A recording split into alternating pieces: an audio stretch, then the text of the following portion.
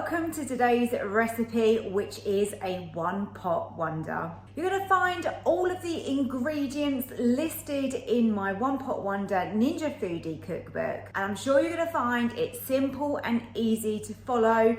All of these recipes are super easy to create.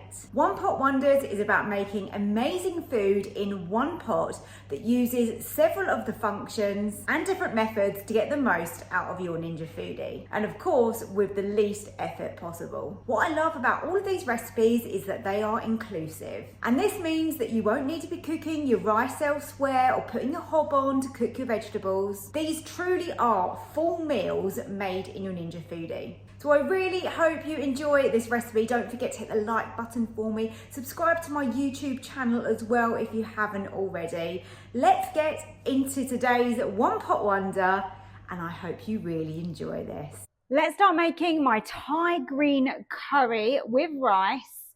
And I'm flavouring the rice with a little bit of coconut milk. It's going to be really tasty. So some oil in the bottom of your pot. And then I go in with the onion, and let's put the ginger in there as well now. You can use a little bit of salt just to help soften down the onion, and let's start cooking these. Now this is going under pressure, so we don't have to worry about cooking everything fully. What I'm going to also do is add in my chicken now as well. And start getting a little bit of colour on the chicken. Just add your oil as you need to stop you from sticking too much to the bottom of your pot. Now I'm going to be using one of these Thai green curry paste pots. You can get these in the frozen section. I think they're pretty good. And that's what it looks like. I've had one on the side for probably an hour, so it's starting to thaw, but it is still pretty frozen. But that's going to defrost in here as we're cooking. So just getting a little bit of colour on the outside of our chicken as well. Just giving this a stir just to stop it from catching too much on the bottom. I'm going to add in this paste. Let's scrape out the little pot. These are 77 grams in these. And now we can start releasing the flavour, and wow, does that smell good already. So obviously because that's a little bit frozen still, that's cooling everything down, but that is melting as well. I tend to find that once this is completely melted down, then that is enough time just to kind of toast off any spices that are in that curry paste. I'm going to add in my chicken stock and give that a little stir.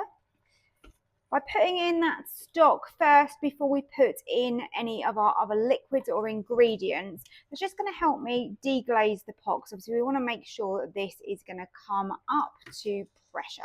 This smells absolutely incredible. Going to balance flavors really nicely with some fish sauce and some light brown soft sugar. So let's stir all of that in. Oh, lovely. I've got lime leaf, which I managed to get in Sainsbury's. Sometimes you can't always get hold of those very easily, but yes, that was Sainsbury's. If you can't get a lime leaf, you can add in maybe, just a teaspoon of lime juice. That would give you a similar sort of flavour.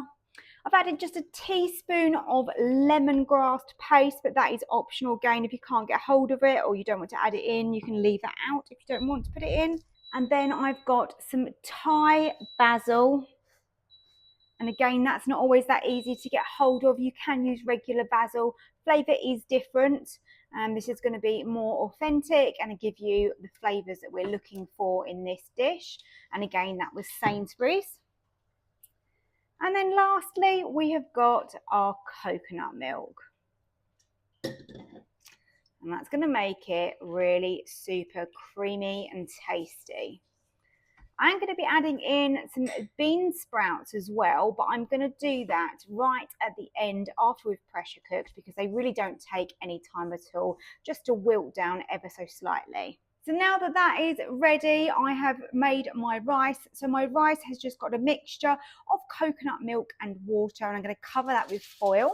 Let's lower that over the top of our lovely green Thai curry. And let's close the lid.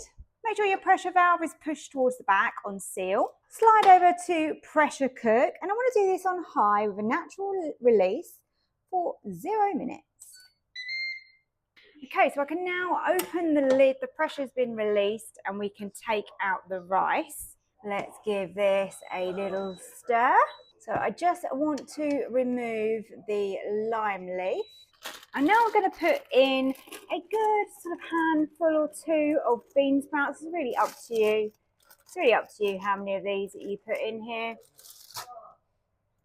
And they are just going to wilt down in the heat. So what I'm going to do is I'm just going to leave those in there, and I'm going to close the lid and just let them soften.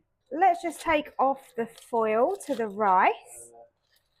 This is our coconut flavoured rice. And let's just give this a little fluff up with a fork. Just being careful not to damage my pot underneath. That smells gorgeous. That's cooked just right.